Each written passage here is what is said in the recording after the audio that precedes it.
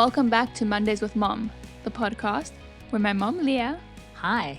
and I, Jo, dive into her stories, experiences, and the lessons she's hoping I finally take to heart.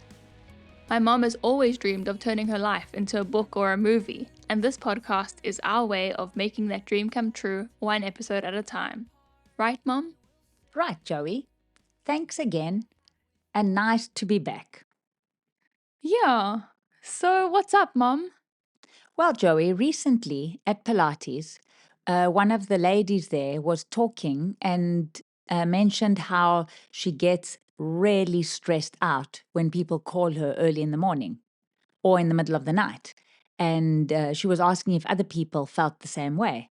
And I explained to her that not only do I feel the same way, I literally have a visceral reaction if anybody calls me in the middle of the night or early in the morning. And when I say early in the morning, sorry guys out there, for all of you that wake up at 4 a.m. and go jogging, or my friend Avril who wakes up at 4 a.m. and irons clothes, and all those people out there that are early risers, I just can't do it. If anybody calls me before 8 a.m., I have a personal crisis.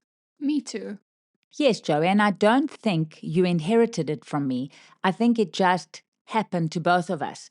The reason why I get so stressed out, it isn't just a spoiled brat behavior. It might be a little bit of that. But I think the real reason is that I had on 3 separate occasions, I got early morning phone calls, very early morning, as in it was 6 a.m. One telling me my grandfather had passed away. That was my grandmother calling. A week later, my mom calling to tell me my grandmother had passed away this time. Sure. Within a week. I mean, you were little, Joe, but I'm sure you remember it. Yeah. That's going to be your excuse for not wanting the early morning phone calls. And the final one was when my mom was in hospital fighting cancer, and I had seen her the night before. And again, the 6 a.m. phone call came from the hospital saying, if you want to see your mom, get here right now. Sure. So no one is going to dispute my early morning anxiety and reaction I have. And just to put it out there, my father has now created the middle of the night reaction. Because when he gets anxious, he is almost 90, but when he gets anxious, the only way to explain this is to say the anxiety makes him lose the plot. And so I have had phone calls very late at night or at weird hours early morning, and I don't mean early morning like the previous early morning, I mean 2 a.m., calling me to ask me, my father calling me to ask me if he's alive. Yeah, it's a bit hectic. Little bit hectic, at which point I barely think that I'm alive. And so, Is it live at 2 in the morning? thank you, Joe. And I usually turn it on him and ask him, well, Dad, am I alive? And without a moment's hesitation, he'll reply, oh, you're definitely alive. And I'll say, well, how do you know? And he says, because you're talking to me. And then I reply to him, well, aren't you talking to me? And he usually takes a moment to stop and think and then says, ha, you're right, Leah, I'm talking to you too. Therefore, I'm also alive. Thanks, it's been great. Bye for now. He goes to sleep like it's nothing? He goes to sleep like it's nothing, and my heart rate is still sitting at 180, and it takes me another hour and a half to sort it out. Now, of all the early morning wake-ups that I've had, the most traumatic was my grandmother's, and that's because her death was so unexpected. It really, really was. She died at around 77. I put it out there and I say around, not because I don't remember the date she died, but in the early days in Greece where my grandmother grew up, your records, your birth records and death records and marriage records and all of those things would go MIA. So people would misplace them and there was nothing computerized. Obviously. Exactly. And so things would go missing and then friends and family would fill in the missing dates and sometimes they didn't agree. So there was a slight chance that my grandmother could have been 78, 77, or even 76. I took the middle path and decided 77, which is still really, really early for somebody to pass away. Yeah. Now, to give you a little bit of background, my grandparents absolutely adored each other. They were married for 57 years, and they had quite an age gap between them. There was a 17-year age difference. It's very hectic. It is very hectic, but somehow they made it work. And my grandmother was always a very dynamic woman, and she was always someone who called a spade a spade. Sometimes she called it a spade in language that I probably wouldn't use on this podcast, but she would call a spade a spade. And one of the things she would do, but she didn't mean this. We all knew she would joke around with my grandfather. But when he reached his 90s, she would joke with him when he had certain issues, like he needed oxygen and his oxygen machine would make a lot of noise because it wasn't a tank. It was one of these fancy machines which takes in room air and separates the gases, and out comes oxygen. And she would complain to him that his fancy device made noise. And she would occasionally threaten him that she's going to go sleep in another room because for these 57 years that they were married, they slept in the same bed, and it wasn't a king size bed. It was a regular double bed. So they were up close and personal. And he would say to her, please, you can't leave me. And then she would joke with him and say, okay, listen, old man, I've dealt with you my whole life. I am still young enough to live my life. So why don't you just die? And then, exactly. And then I can just carry on living life while I'm still young and spiffy and I've got it in me. And he would say, no, don't say that. And we'd all say, no, don't say that. But they had that kind of relationship that allowed them to joke with each other in that way because they were so comfortable with each other and there was so much love. Now, the very first phone call that I got was for my grandfather, which, although I was devastated because I really loved him, he was well into his 90s. And I had begun slowly over the couple of years before that to accept that this is the cycle of life and eventually he is going to go. And he lived a very good, healthy, long, productive life. So I expected that. And it was really, really sad when he died, but I knew it would happen at some point. The most shocking thing was when a week later I got the phone call, and this time it was about my grandmother, who, the woman who kept saying, die, old man, didn't make it 8 days after his death. And she died, we still don't know exactly, because my parents were asked if they wanted to do an autopsy, which would have cost them a lot of money. But everyone told them, the doctors that had seen her said that she died of natural causes. And the natural causes were either a massive, massive heart attack or a massive, massive stroke. Shame, man. So, yes, and it was quite shocking because she was a very with it, active, healthy person. So she died of a broken heart. Broken heart. And it actually, she died of a broken heart, but for me and my parents, especially my mom, those were her parents, and my sister, my grandmother's death especially, and the shocking fact that we lost both of them in such a short space of time really, really knocked us all. Yeah, I can just imagine how that must have felt. It was really traumatic. And at the same time, just in case I wanted to make matters a little bit worse, I was going through a divorce. And it was a time of the divorce that was really, really difficult and a bit acrimonious. And this was a lot to handle. Acrimonious is a fancy word. It is a fancy word, and it's apparently very common, though, Jo, in divorce circles or in with divorce lawyers. Yeah, and you would know. I would know exactly.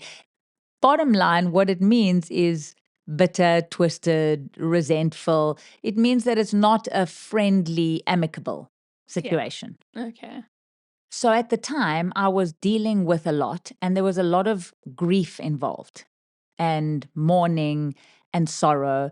And there are a lot of people out there that feel that water is somehow connected to emotions and sorrow.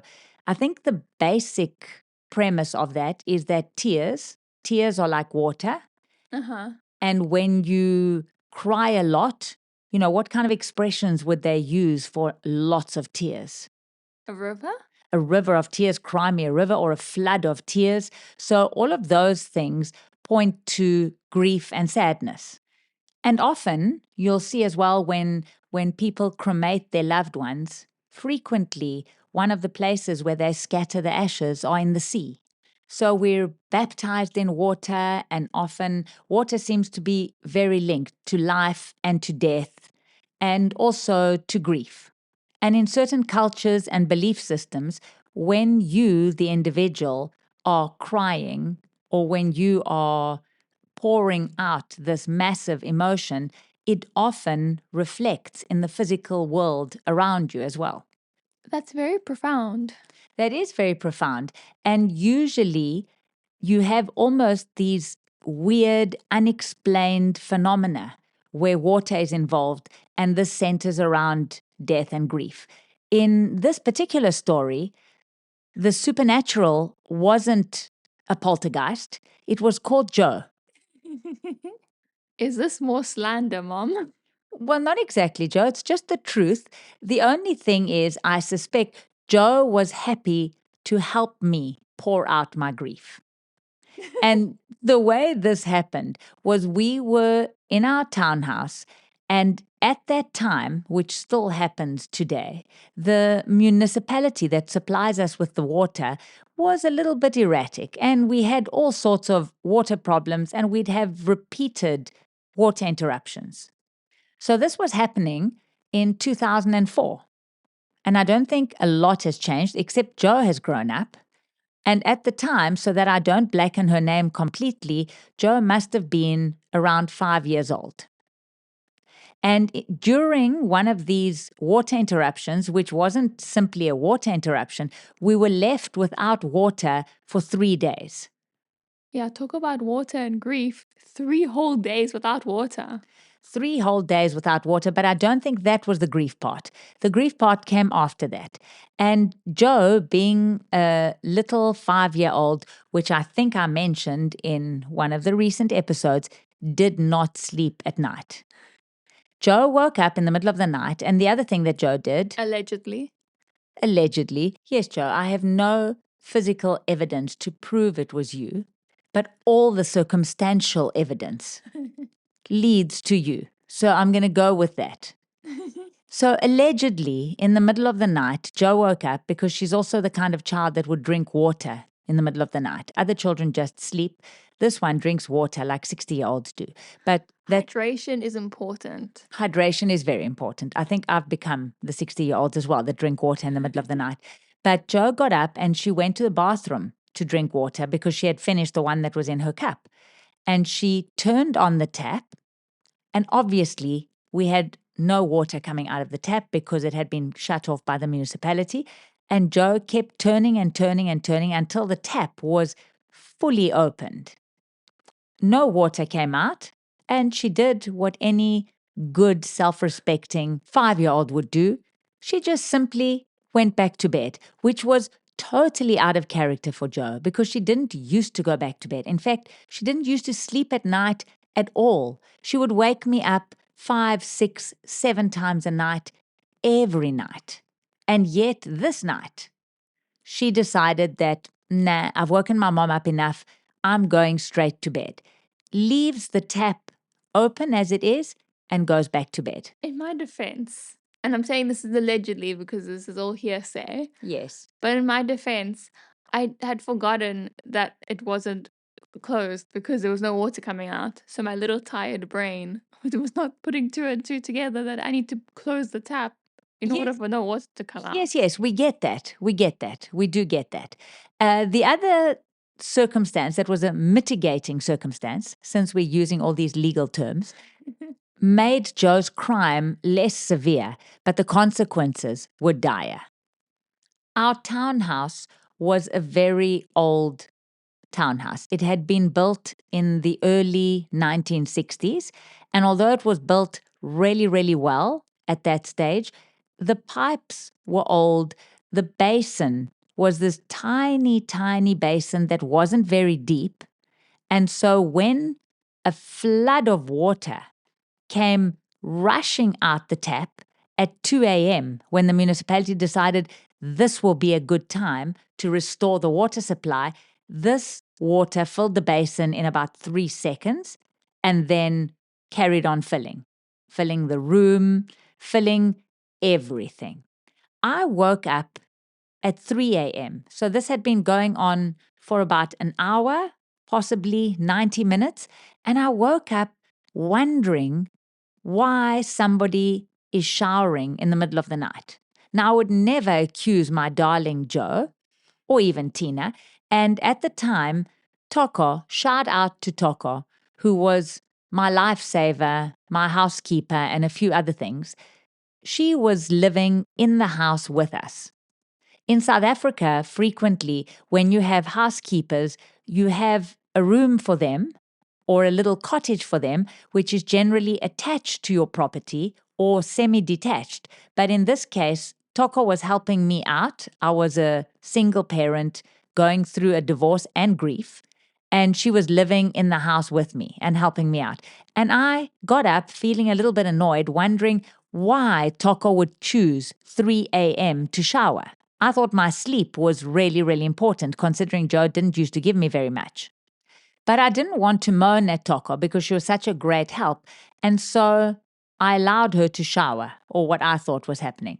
And I waited for a bit and waited for a bit and waited. And eventually I thought, well, how long is this woman showering for?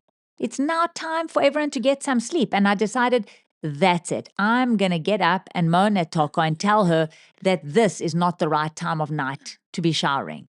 And as I put my foot out of bed, I realize I'm ankle deep in water. Oh, it was so tragic. This is no laughing matter, Jo. Well, no, the flooding was not a laughing matter, but like, I don't know, the reactions were a bit of a laughing matter. I was horrified. It was also the cold water tap. The water was ice cold, and I had no idea what was happening. It took me a while to actually come to my senses, and when I switched on the light, what did I see? My poor dog, Barbie, our poor dog, the cutest little Pomeranian, was in her little bed, floating round the room like Moses in a basket. Oh, poor Barbie. The poor little creature hadn't uttered a squeak. And then what I had to watch, because my bedroom door was closed and I was wanting to open it so that I can tell Toko what had happened. But I needed to make sure Barbie was floating on the other side of the room, because had I opened the door, she would have gone floating down the stairs. Now, just to give everybody a clearer picture, this was in the main bedroom, because it sounds like possibly I would have had two angelic children that might have been sleeping in their own bedrooms. There was no such luck. At the time, Jo was sleeping in the bed with me, as was Tina.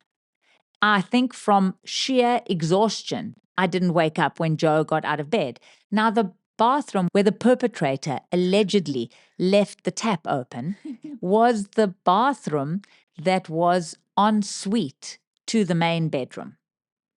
And what I didn't realize, I did get up and I waded through the water, Waded past Barbie. waded past Barbie, who was happily floating away. I mean, the poor dog, she hadn't uttered a word, and Barbie didn't really like water.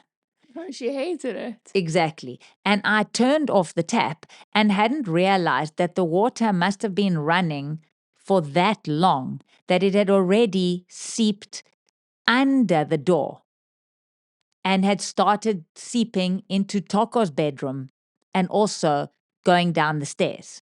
But it was seeping. So Toko did have her book that she was reading was floating towards me at some point. But as I opened my bedroom door so I can go to Toko, because I thought I'm going to need her help, I was at a loss. I had no idea what to do. At this point, Jo was sleeping beautifully. It was one of the rare occasions where Jo was asleep. Tina was a good sleeper, so she was sleeping. Poor Barbie, her eyes were wide open, but it was nothing compared to how wide Toko's eyes opened when I switched on her light and said, Toko, you've got to get up, you've got to help me. I'm sure she was also traumatized by the wake up. She was traumatized by the wake up. Her book by this stage had probably floated down the stairs. We rescued Barbie and took her out of her Moses basket and put her on a bed where she could sit safely. There was no way she was going to dive off this bed into this body of water. And I said to Toko, Toko, we need to do something. And Toko looked at all of this and said, what do we do? And Jo, you who were not involved in this, tell me, if a place was flooding, what would you think to get first? Buckets. Exactly, buckets, except that once I had opened the bedroom door and Toko's bedroom door was a little bit ajar, all the water had now gone downstairs. So Oh no. we were no longer ankle deep in water, but we were squishing on the carpet. I remember that feeling. It was squishy everywhere, and I didn't know how to deal with this. And my first thought, so you can tell how awake I actually was and how sleep deprived I actually was.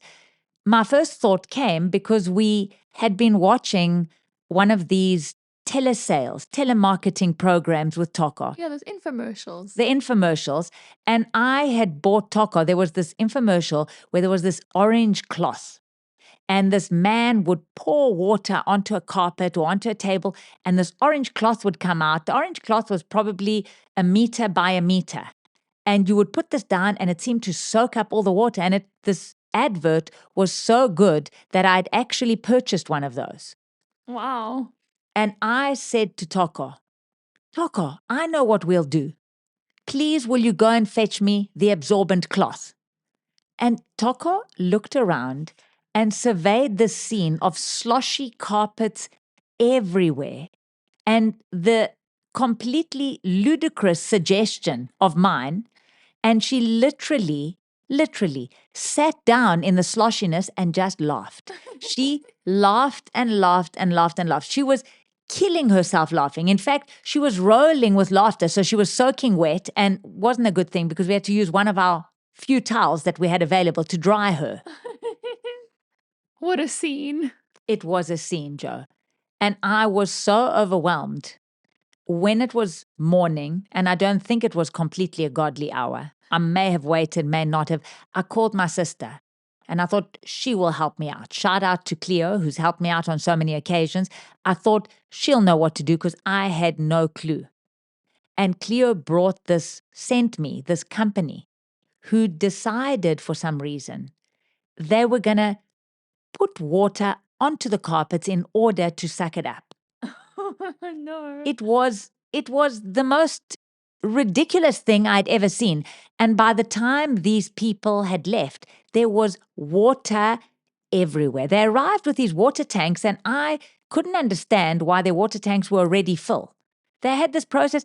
I think somewhere we were sent the wrong people. We were sent the carpet cleaners and not the anti-floodings. The anti-flooding people. The anti-flooding people. And so what eventually happened is that I had to rip up every single carpet in that house. I remember that. And I remember feeling very, very guilty, even though this was all allegedly. Yeah, no, Jo, you've got no reason to feel guilty.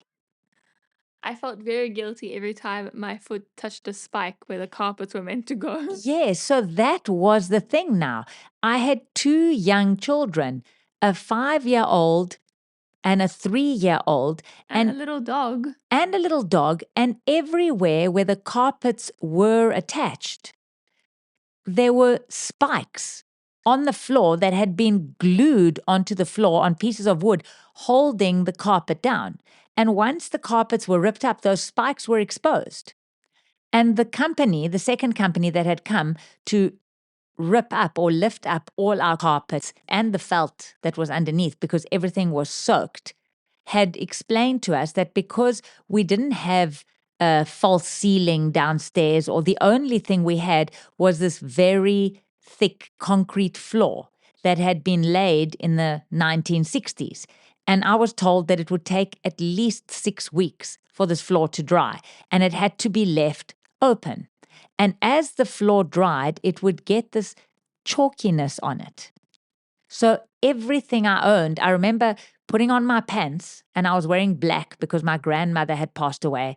And if I try to put on my pants the regular way, as people do, you put your pants on the floor and then you put your feet in them, I would have these white chalky marks all over my pants. So my only way of putting on my pants or anything else was to lie in bed with my legs in the air and put the pants on like that. And then if you ever forgot for a second to wear slippers or decent shoes, you would end up with wounds. So the floor was covered in blood and spiky things and chalk dust. It was really, really traumatic. And the one thing that happened that I'll never forget, since we did start off the story with my dad, is I was performing and I would call up my parents and everybody I could think of and tell them about my woes and how would we ever get past this. And my dad said to my mom, you know what? I'm not worried about Leah. Leah will get past this. And I was waiting to hear why. And his reason for why Leah will get past this was something that I think was meant to be a compliment. It's so well disguised, it still traumatizes me. And this was, I'm not worried about Leah. Leah's a man.